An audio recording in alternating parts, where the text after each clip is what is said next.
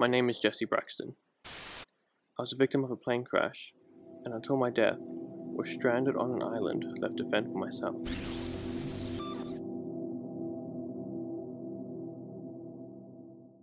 Video log entry 11. I'm pretty sure I died. What was that thing? The last thing I remember was this hissing sound, followed by this intense heat and loud noise. Was that an explosion? It was so quick, I didn't even know what happened until I woke up. Half my house was gone. And worst of all, the camera got damaged somehow, and the footage got too corrupted to view back. If and when it is found, hopefully someone can fix that and see what happened. But it looks like I'll never know. There was something else that was quite strange. After the explosion, I seemed dead but not dead, as if I had no control over my body, but I was still awake. I could only look forward, and I could either will myself to sort of get up or give up. Obviously I chose to get up, but it was such a distinct choice, like some sort of purgatory or something. Well, now that I've died, I can rule that off as a way to get back. I was sort of hoping that if for some reason I did end up dying, that I would just wake up and it would have all just turned out to be a horrible nightmare. But now I know that's not true. I was too scared to kill myself willingly, in case I was wrong and that was the real end. But now I know that this is no dream.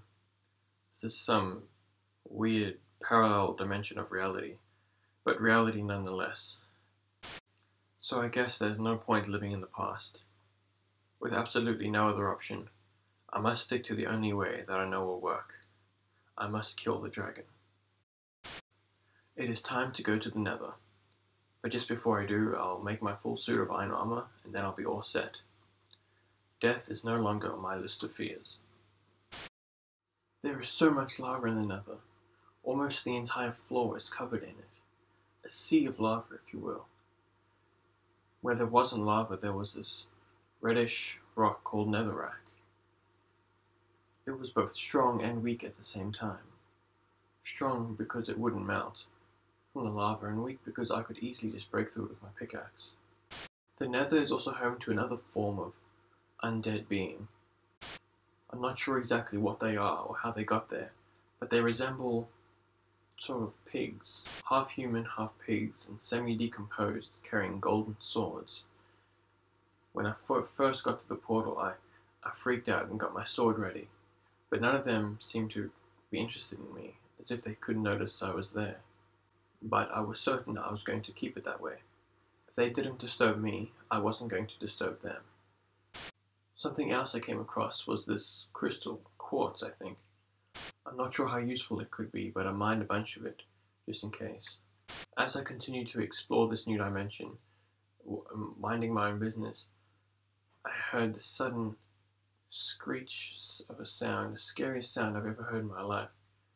I quickly turned and saw this fireball coming towards me. I jumped out of the way as if instincts overtook my body and just got out of the way of its explosive range.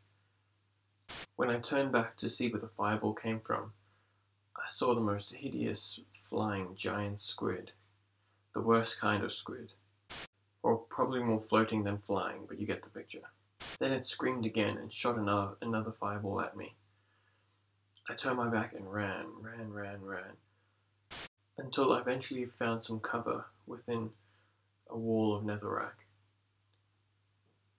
After I had given myself some time to catch my breath, I realized that the walls of this corridor was like a dark red or maroon. Something told me that this is where I needed to be.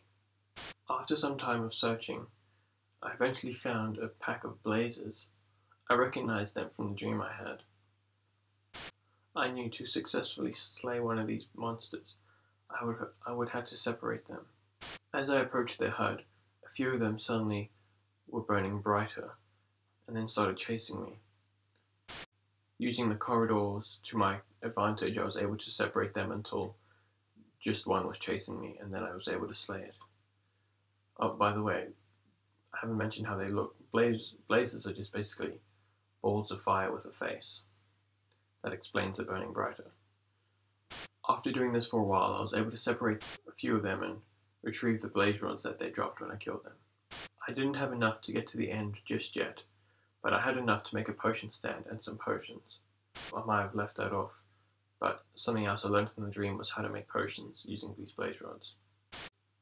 So before I headed home, I looked around these corridors for some red fungi looking things. I knew I needed them for the potions as well.